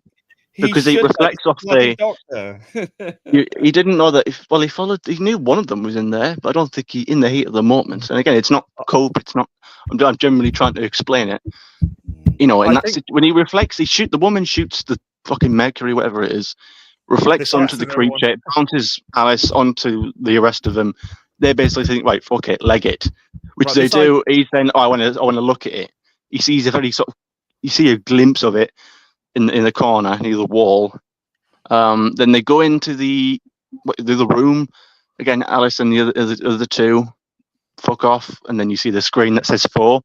So one is gone with her. So maybe he's not clocked onto that for whatever reason. Again, maybe they could have. Again, there's a little. It's one of those things. I even said it on my first watch. That there's a few things I didn't quite understand. It isn't. Again, it's not clear. The fact that there's two entities and you guys didn't even know, that's Russell's fault. Because he should know it. That's the problem. There's a few, and it's been like that a few times as well this season, where you've had to sort of. But the main whenever you're watching old episodes, you might pick up on something new, but that's quite an important plot point. that there's But two the doctor entities, and a didn't lot of know, people didn't know it. Yeah, it's piss poor But communication. Cinnamon, the doctor didn't know because he was willing to take the entity off your woman. Well, let me do it. So he clearly didn't. Either RTD is just stupid, right? But he knew one was No. there. Right, I just right, don't think right. it So clocked on that it went with idea, Alice. this idea And of I think he second must have entity- thought. This Go on. idea of second, sorry, go on. This idea of a second entity. Oh, I know exactly what you're talking about because I've just remembered. Like I saw it hovering all over Twitter. Like, there's only 4 life forms instead of 3. This is only like a little Easter egg planted for, like, I think, for the online audience. This was never established throughout the entire episode. Like, what the thing that makes the Midnight Entity so scary that it's one of a kind. There's only one of it. It's like it evolved on a planet where there shouldn't. Yeah. But it evolved on a planet where there shouldn't be life. It was more or less impossible. That's why you never see it. It doesn't have a form. Like in Midnight, its entire purpose was to steal the body of a person with actual physical form. Like that's why you never see it. It's not visible to the human eye as far as we could tell.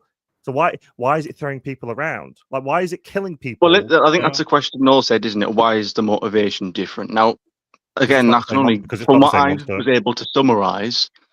Whether it's the same entity or not, or a different one, again, we don't actually know how many there are, whether there are a few entities like that. Again, people wouldn't know what they look like or know that there might be more of them because, again, no other life can go there. Only they can. Seems to be a planet that only a wee ghost can live on for thousands of years. And what was my point? I just forgot my own point. Sorry, it's okay. But this would be like the Doctor showing up to Skaro and finding a Dalek that's very pro other life forms. Yeah. But sort of. I mean, I can get it because there we go. I remember it now. Like basically, right, so the motivation's different. Why is he not doing the copycat thing? Well, if it's the same entity, which possibly, I mean, the Doctor does say hello, my old friend. Whether he's addressing the same entity or not, I don't know. If I was the entity, now maybe I'm giving Russell a bit too much credit here because I'm applying my own logic, which I probably am giving him credit. But if I'm the same entity, am I going to do the exact same thing that I did last time? Because that didn't work out too well. Because again, it probably realised, oh yeah, molto bene, as if that person's never going to say that. Now again, or when that entity in Midnight, when the entity meets them, I don't think that has ever come across humans before. It's a little bit like Norman Bates, like a serial killer, or them stories you hear about people killing cats as kids, and they're like cruel, or like what's his name, Andy in Toy Story, who goes around and just plays and be's cruel to the toys. That's kind of how I imagined it. It's just sort of messing and teasing and playing with these little box of humans in a little tin box, slicing off the compartment, trying to scare it, playing games and stuff. I hear what you're saying, I think we see that first bit now in the well. We see we sort of, it's a bit like, the way I see it is, and what would happen if the Midnight Entity got back to the Leisure Palace and got to the more people? Because we see the well after it's basically encountered all the people. It was 35 people, did they say, that was on the base? And Alice is the only one left. So it's gone through the 4 people. So maybe it did learn why. What do you mean why? Why would the entity kill needlessly? Because that's what it wants to do. It killed them. It killed them a driver and a mechanic. In the original story, the entity never once kills without purpose. It doesn't kill for fun. It kills because it has to, because that's the only way it's going to get a physical form. It's not playing It's not playing games with these people on a space bus. It's trying to steal their body. It's trying to steal a body and get out. It's a body snatcher, yeah. Well, it seemed to sort of play games, because you've got to remember, when Skye, she just seemed to revel in it. She does enjoy it. You see the expression on her face. You can see that she enjoys the fact that it's traumatizing these people. It's definitely it slices off the driver and the cabin, or the cockpit, kills the driver, kills the mechanic. It's clearly got no problem with killing, whether it's to play a game or to get at the people. It's still going to kill people. You're right to say that the entity definitely has some kind of sick, twisted nature. Like, it's clearly very intelligent, but that again contradicts this story. Why would the entity go through an entire base of people? Like, why would it do that? It'll take a form, and then that's it. Because it knows, because it's thinking the plan is, again, maybe this is maybe Yeah, misspeaking but the again to doctor's some not point. there. But Cinnamon, hold on for a minute. When it kills No, the but I can people at the explain it base, because even though it's the going doctor's through not, people. the doctor is It's not going there through yet. people. But She's the last doctor's not person there yet, alive. but he could- She's going to get rescued. And that's what it wants to be. It wants to be rescued. It knows that it's going to go potentially with them now that the crew are here. You can see it's why the doctor, even at the end, says, "We're not going anywhere," because he realizes that it's here in the room with them. The entire point of Midnight was the evolution of the monster was to achieve physical form. We're in this story. If it is a sequel to Midnight, if it is a sequel to Midnight, then we have to like treat it as such. Yeah. So the monster from that story has achieved what it wanted from the first story. It's achieved physical form. So why is it killing people needlessly? Why is it doing that? Because it wants to get out. But but that's not a way to get off the planet. Like it is because you can't just get off of its own. It needs to get a host, as we see, to get off the planet to be rescued. Oh, it brought people down to bring people down to the base. It killed everyone, almost everyone. But then it killed again. Yeah. Because there's a whole rescue team coming. It knows, well, if it gets to them, and if it sort of hides long enough, I mean, it would have to hide long enough because it couldn't just kill them all. Because then if you kill the rescue team, then there's definitely no way of getting out. Yeah. But we see it on the ship, which is basically it's got what it wanted now. I do get your point. It is different, but there was nothing to say that it couldn't change. There was nothing to say that the only thing it can physically do is copy people or make people copy, and just that. We didn't get enough time with it. That's my point. We didn't see what would have happened if the doctor did get thrown out and it did get back to base. What would have happened? Would it have kept on killing people or copying, making people keep draining people? It might have changed. That's the beauty of it. It doesn't mean you can just do absolutely anything with it. You've got to have it sick and twisted. And also, did anyone else clock that line about? Because I'll be honest, I was terrified they were going to ruin it. Now I know you guys might think it did, but from a personal point of view, I was glad to some degree that they didn't reveal too much of it and left it in. I mean, you did see more of it than you did in Midnight, I suppose. It was that weird little shaped head. I did try and pause at the right time. You see glimpses of it, and I thought, okay. I mean, you're kind of showing a little bit, but it's enough. You don't reveal the full thing. It's not like the Jackpot from the Vincent Van Gogh episode where it's invisible for like half of it, and right at the end you see the full thing. Yeah, but I'm getting a bit tired of all that. You know, we had it with the Vashnarada, we had it with Midnight, we've had it with this. You know, it's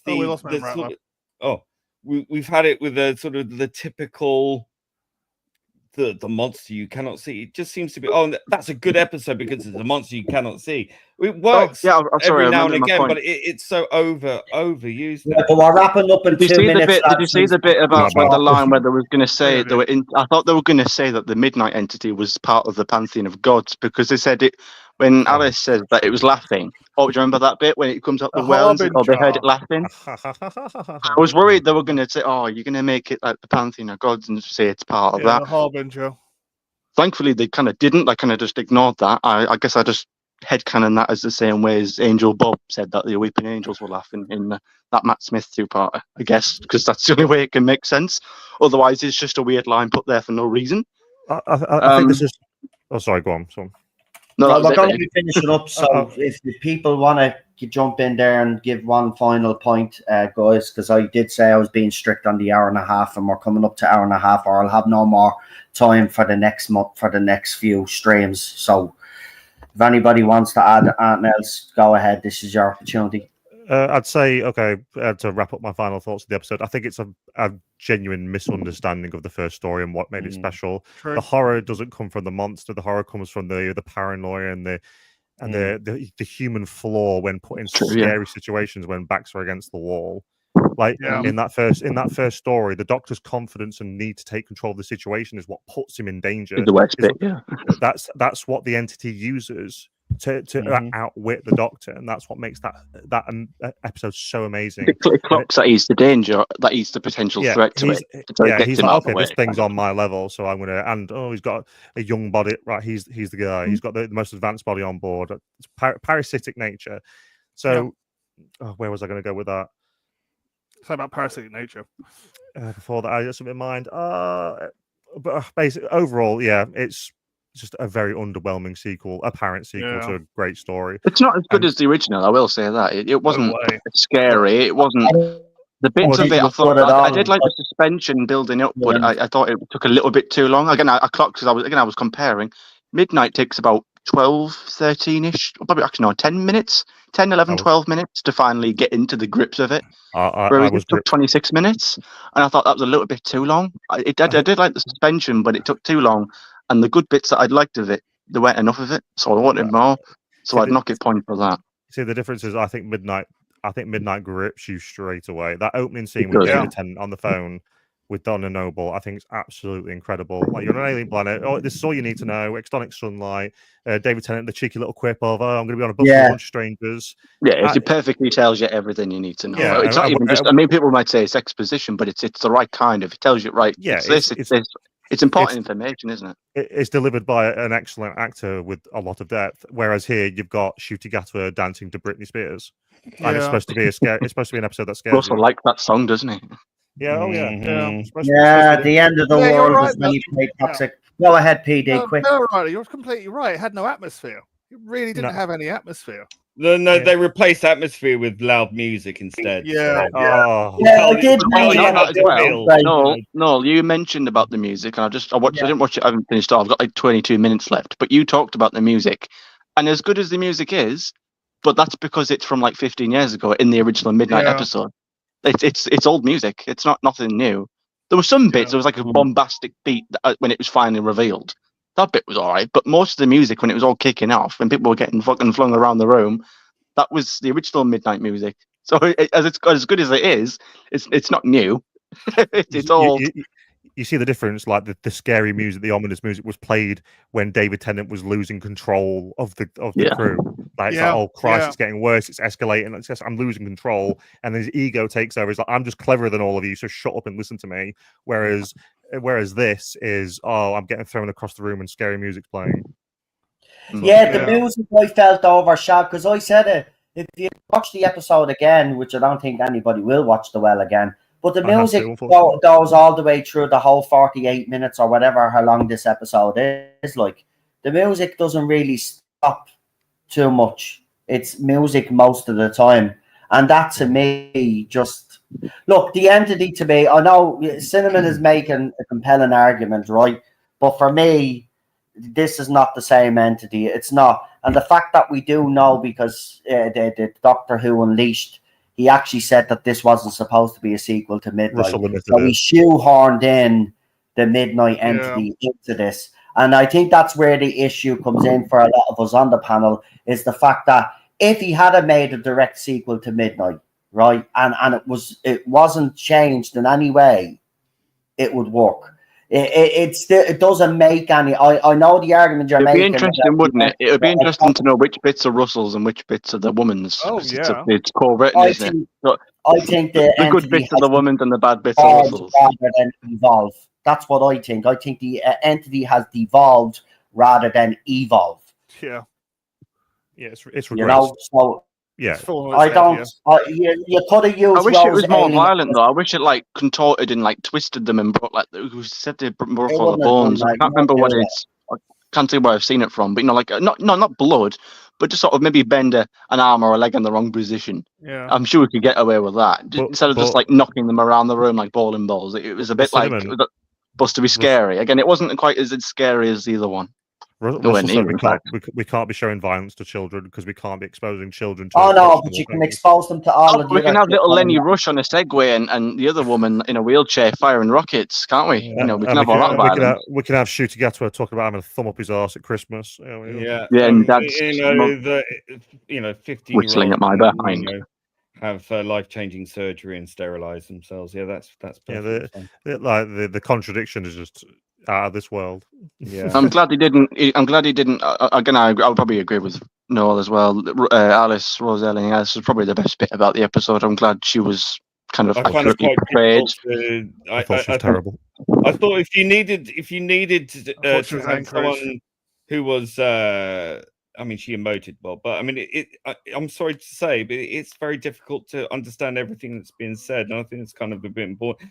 Like you have her having, all the subtitles, but unfortunately, I felt I needed them too, and it's it's not an indictment on it. It's nothing she can help it.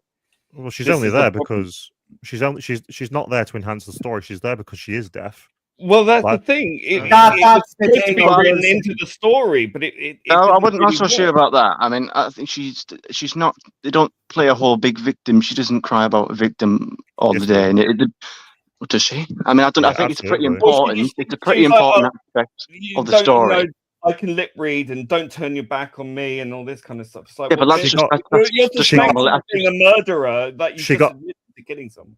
She got half Yeah, the but crew okay, killed. yeah, but She the got point of half the that, crew as someone, Well, hang on, as sit someone there who's for a minute, just for a second. Think about how interesting it would have been if the entity had been in her character, right? And the fact that she was deaf and all of this, you could have had a very, it could have been very interesting to go down that route, because then the doctor would have instead another form of communicate, whatever.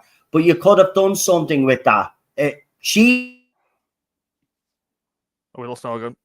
Come back now. Come did back. well with what she had, right? And I believe she is a great. Listen, I've always liked her. She's been in stuff that I've watched, so I actually like this actress. I wanted her actually to be a companion, and I know that's controversial to a lot of people. Well, but yeah, this was because I would have had her she's as a memorable. companion because I think she's a great actress. But She he killed didn't her. utilize her. You know what I mean? This is what pisses me off. You had an opportunity to do something very special with this, Yeah. and the fact that it was a midnight sequel, you could have tapped into that, but he didn't. He's lazy. Yeah, He yeah. is. Well, the way I thought they were going to go about it is when I found out like a few days before that the main lead of the episode was going to be a deaf girl that can't talk English, like not to be nasty, but I thought they were going to. Oh, okay, so the Midnight Entity won't be able to copy this one. It's going to struggle. This will be the one girl. Yes. Yeah. Yeah. that's what happens. Yeah. That's what happens. That's- Like, it doesn't. It that's what can't. happened. It is because she can't hear it whisper. She can't hear it No. talk. So she isn't driven insane because she can't physically hear it. No, but the entity doesn't get in your head like that. It copies you.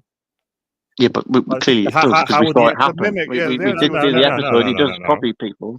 It was a mimic. The entity in this episode does not copy you and act the same way from the Midnight episode. Like, Yeah, Yeah, but in the exactly. midnight My- episode, it also said it creeps into your head and No, that's just a, physically I don't runs think, you. I don't think It's that's well, been if it can creep into your head in that episode, it can in No, this one. no, I don't think It's that not. was meant to be taken literally. I think that was all psychological. That it's getting in your head. It's messing with your mind. Like, Yeah. Well, that's the- Yeah. either way, you can either take He's it literally, making but it's everybody paranoid. it's there. That's what he meant. that was, Yeah, but did it Jaco. work? That's Everybody the was main getting issue. paranoid. Yeah.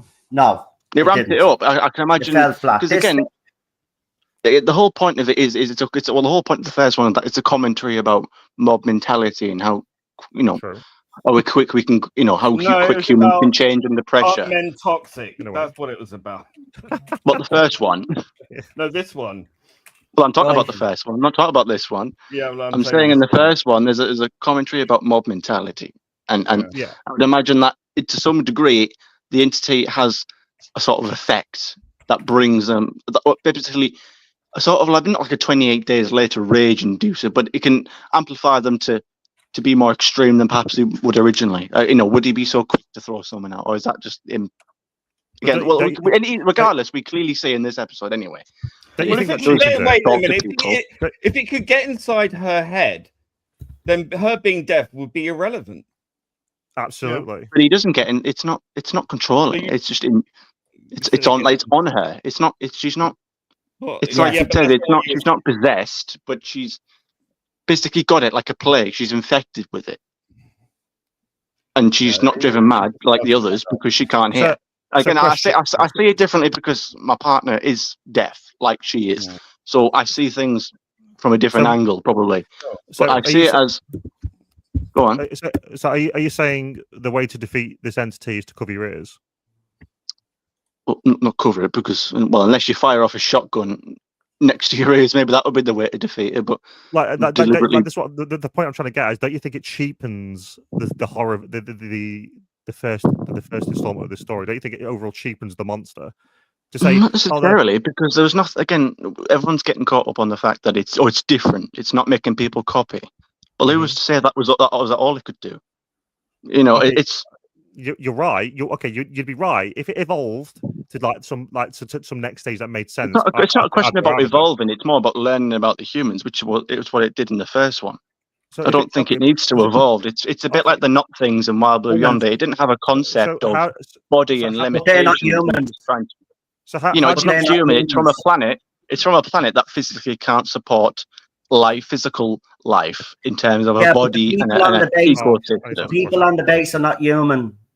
The people on the base are not human. And neither is the Doctor. They're humanoid. The only human. How would you explain the midnight entity working like a clock? What's part of the game? What do you mean? Hang on. What's the bit about not being human? I'm trying to tackle two bits at once. Sorry. Go on. Right. The people on the base weren't human. Right. So they were like other humanoids. They don't know. The way I saw that is it was like because Earth was destroyed, humanity grew up somewhere else on a different planet, and that's where. Just like in Skaro and yes, but sorry, no, you're cutting in about a bit there. I'm not quite sure I caught that. Oh, what I was trying to say is that humanity, because the Earth was destroyed. Are you basically saying why are the humans even walking about on the surface of the planet if it wipes them out and reduces them to dust? Is that what you're saying? I'm guessing. No, I'm saying that they're no. I mean, is that the point he was getting at? No, I was getting at that they're an alien race, but no. What I'm saying is that the people the base weren't human. They weren't human. They don't know what a human was. The only human that was on that base was the companion. Oh no, yeah, they don't know what. Yeah, because that's going to tie into the Mrs. Flood thing about Earth being gone or whatever. Yep. I mean, even that's a bit recycled, Russell. Lost me. Or the Earth's disappeared. Yeah, it's a bit. Doesn't it? It smells a bit of that, doesn't it? Bit of a whiff. Yeah. But no, I'm referring to the bit about the entity. The entity in the first one hadn't experienced humans, probably hasn't experienced other life other than itself. Whether there are more entities out there, again, it probably would seem that there are. If there's one of them, what's to say there can't be more? So it's toying with these humans in the first one. Now, again, it probably does a similar thing in the second. Now, to the point about the clock face, I heard what you said earlier about I need to wrap 12 up, o'clock is behind you. Yeah, you need to wrap up. Maybe we should have a part 2 to this. Yeah. Oh, I could keep going. I wish we could, but this is good. I'm enjoying it. Well, I'll just give my wrap up then. Listen, we can come back on Friday. If you want to do a stream on Friday, we'll do a stream on Friday. But I have to wrap up because I have to see how much time I have. That'd be really good. I really did like the best. It's either that or I have to sacrifice maybe doing my live reaction. Maybe not do a live reaction on Saturday and forgo a live reaction. But I only get 20 hours a month, and Well, in that case, don't do the live reaction. If you don't want to, it's up to you. But do the review panel, and then have 30 minutes dedicated to just you talking, and then after 30 minutes or something, bring everyone else on. Yeah, I could do that. I mean, but maybe I don't know. That's just top of my head, but maybe that could, to cut down on time. I'll just surmise very quickly. Then I would just say, very generic. It's trying to be cleverer than it actually is, or at least presumed to be. It was just another example of let's kill off all the men, which is just getting really tiring. It's not, and the captain had to be female as well. Yeah, well, I don't care about that. That's fine. It's in the future, whatever. It's fine, but when every single one big finish. Yeah, you don't just have to constantly devalue the men to elevate the women. It's so tired. I agree. And I just found it's so generic science fiction. It's very distracting with how many elements were, pinpointable from the creature and from the pit, from the Tom Baker to Alien 3. I bet Shooty would like to blow on that. Yeah, the Quatermass experiment, the Quatermass in the pit, whatever. Before we do wrap up, is everybody available on Friday?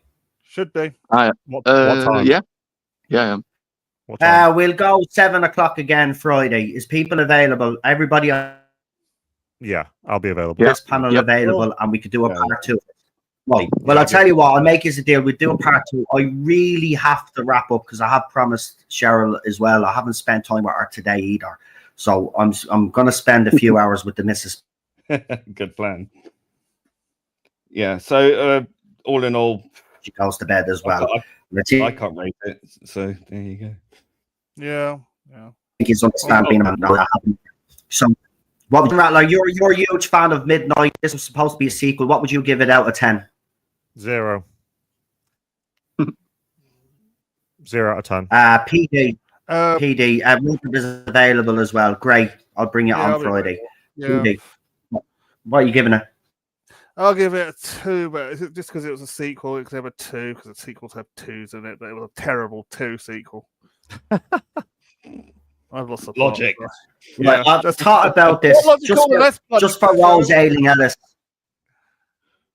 I'm going to give it a 1. That's as good as it's going to get with me. But Cinnamon, I'm pretty sure you're going to give it the most marks out of 10 on the panel. What do you give it out of 10? I'm not that YouTuber who hangs around with he's drag queens now. And no, this isn't a 10. Midnight is a 10. This is an 8. As you all know, I've probably been the most optimistic in this era. It's currently the best. It's the best RTD 2 episode. But does that mean?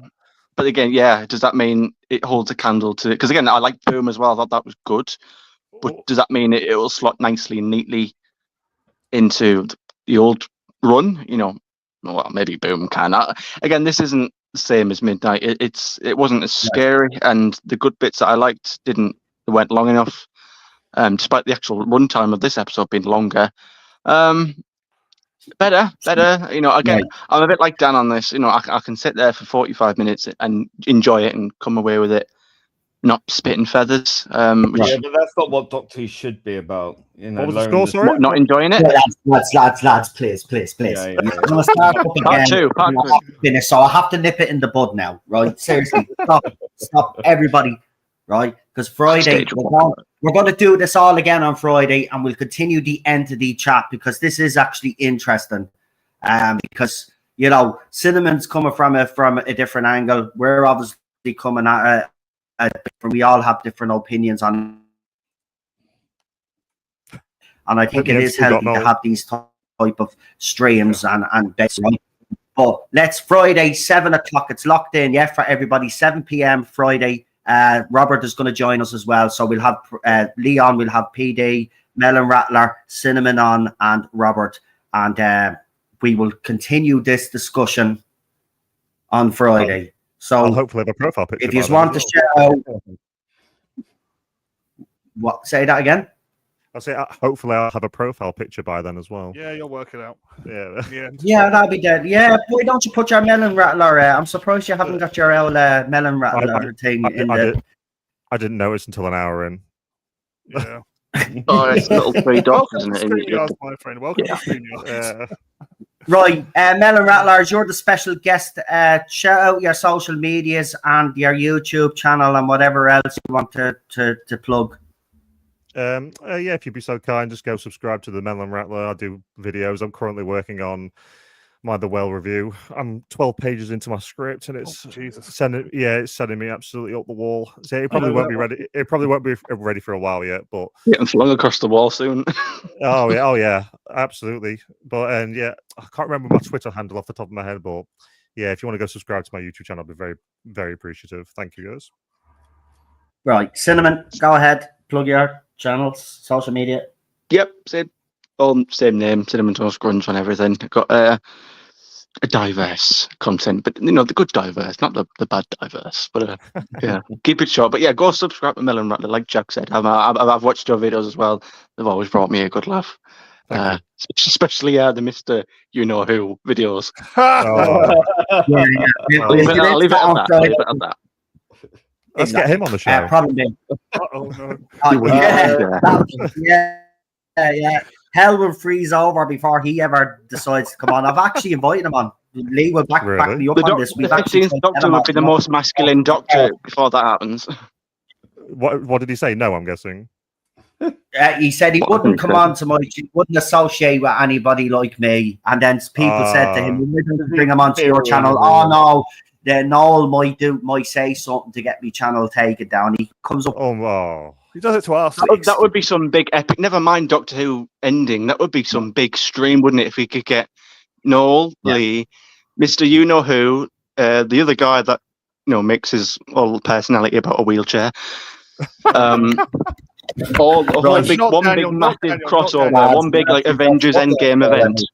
Maybe we'll be able to organise it for the end of Doctor Who. Maybe for it then. Oh, the blame game. We can do that. Crystal D can be in the chat. No. Yes. Well, I'm not really promoting anything at the moment, so just go and check out Drawing Jack Rabbit's channel. Check out Melon Rattler, for crying out loud. You must listen to this guy. It's hilarious. And if you can support the TARDIS Zone. He's got what do you call that thing? The cup of Buy me a coffee. Buy me a coffee. Go and even if it's just quid. Well, it's two quid for buy me the coffee. It's just me and Cheryl's financial situation's really bad. And you know me, I've always resisted putting stuff up like that. But I've no choice. It's the only way that I can continue on YouTube. Bobby does it as well. No, it's fine. So, I just I've put in the pot. So, thanks, Lee. You've been honest about it. You've been open and honest. Don't lie and come up with shitty excuses about I can't pay me rent because I spent too much on my car. So can you bail me out, guys? Yeah. No, this is genuine. I wouldn't do it. You all know I've resisted for the last 7-8 years, man. So feed a gambling addiction or whatever it is. That's it. This time. PD. Can I just say, welcome aboard, Melon Rattler. It's been an absolute blast. Yeah. We've taken his streaming virginity. Yeah. God, yeah. I never stream either, so it's actually been a good time, guys. Thank you for having me. Great. Thanks for being aboard. Well, and we see you on Friday to do it all over again. It's going to be fucking great. I can't wait. We could do a red light where you go, why? No, in fairness, it has been a good debate. I've enjoyed it. But PD, go ahead before everybody jumps. I'm in Rabbi's chat tomorrow. As usual, I'm in Rabbi's chat tomorrow. Pop in if you want to chat. We're all there. With Rabbi delivering his what he thinks of the show, because I think he doesn't. He thinks the same way as we do. Exactly the same way. He's funny as hell, though. I know. Funniest YouTubers. He makes me laugh so much. Yeah. Right, lads. That's it. PD, thank you for that. To everybody on the panel. Oh, you've got something else to say? Go ahead. No, I just said no worries. Sorry. All right, great. Carry on.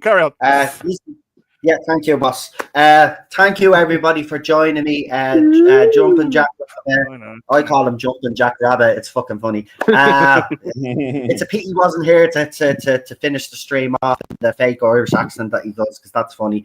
I want to thank Robert. Well, I can try for you, but I don't think it'd be very good. But chat as well. No, it's not. That's Welsh. Be quiet. Cinnamon Toast Crunch, of course, we had. TD Rich, Problem Big, Melon Rattler, and of course myself. And I want to thank everybody. Listen, and especially you, Lee, for supporting the Buy Me a Coffee. I really appreciate that, mate. That means a lot. We will see you on Friday, folks, where we will be getting back into this whole entity thing. The episode, actually, I can't believe we're doing another stream, but I think this episode is so divisive. Yeah, and Warren, that's why it's good when I come on, because I'm the opposite, so I can swat. You can throw them at me, and I have to sort of. I have to be on my toes. I have to argue against it. Yeah. And you do a very good job quizzing me. I don't normally do another stream on an episode, but we will in this case, because it is one of those episodes. But anyway, I have to leave it there. I will talk to you all on Friday. Enjoy this sunshine. Yeah, I know it's the evening now, but enjoy the sunshine tomorrow. And I'll talk to you back here 7 o'clock Friday evening, and we'll do it all again, folks. Good night. Good night, boys. Good night. Good night.